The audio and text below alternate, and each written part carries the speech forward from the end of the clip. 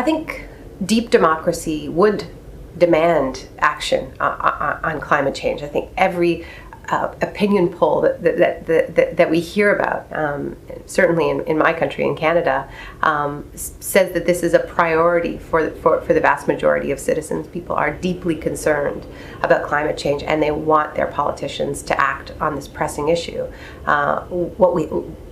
The kind of political system that we have, where we have politicians, in many cases, in the pockets of the oil industry, means that democratic will is ignored by politicians who refuse to take meaningful legislation on climate change.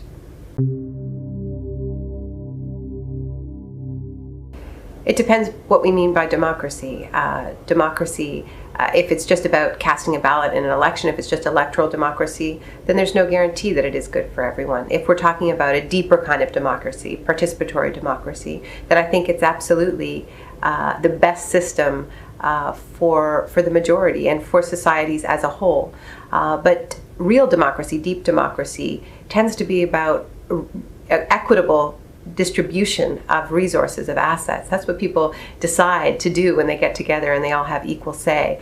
So deep democracy isn't good for the ultra-rich.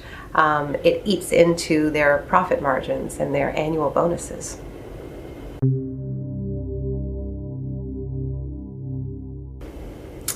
Dictators are good generally for the people who prop up those dictators. And that's why they prop them up. If dictators were good for the majority of people, then they wouldn't have to be dictators. They could run in elections.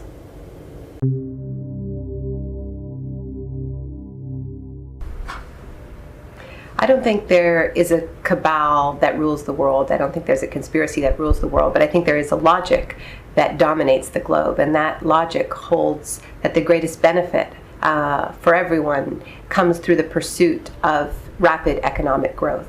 And because of that logic, that means that the most powerful people in the world are generally CEOs of major corporations. We increasingly see that expressed.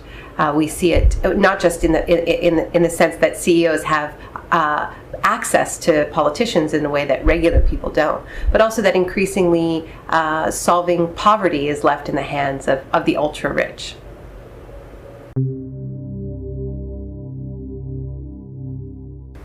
Well, one reason to vote is so that you can complain afterwards that politicians broke their promises. You don't have much credibility if you didn't even vote for the promises in the first place.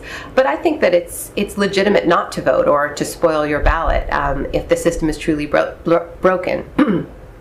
Sorry, but I think it's also legitimate not to vote if the system is truly broken, and this is a way of protesting. And one of my favorite examples of an effective protest vote took place in Argentina before the country's economic collapse, where there was such rampant cynicism about the entire political class, and there had been so many betrayals after elections that people did vote, but the person who got the most votes was not a political candidate, but a cartoon character that people had written in. It was a cartoon character named Clemente who was chosen because he doesn't have any hands, so he can't steal. So I think there's lots of different ways of expressing your views at the ballot box.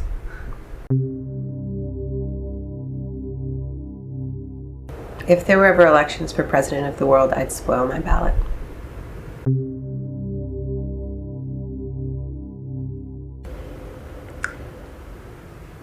I think it depends on your relationship with God and what you think of as God, but I think that any fundamentalist system that believes in creating a perfect totalitarian closed system with a perfect set of rules is anti-democratic, and that can be a religious system, it can be a political system, but fundamentalism is an enemy of democracy.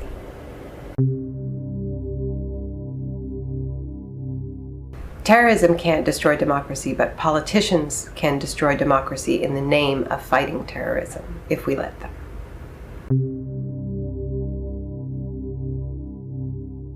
Well, I think the greatest enemy to democracy is arrogance. It's the arrogance of the view that a small group of people know better than everyone else, and that they're better equipped to decide how the world should run.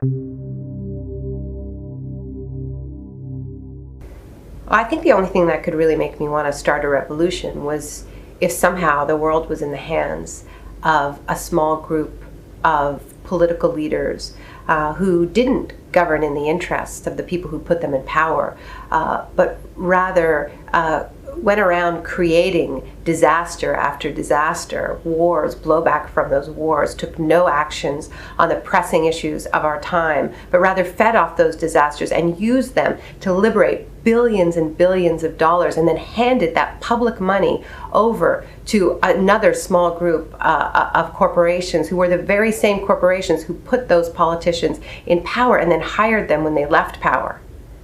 Oh, actually, wait a minute. I think I have to go.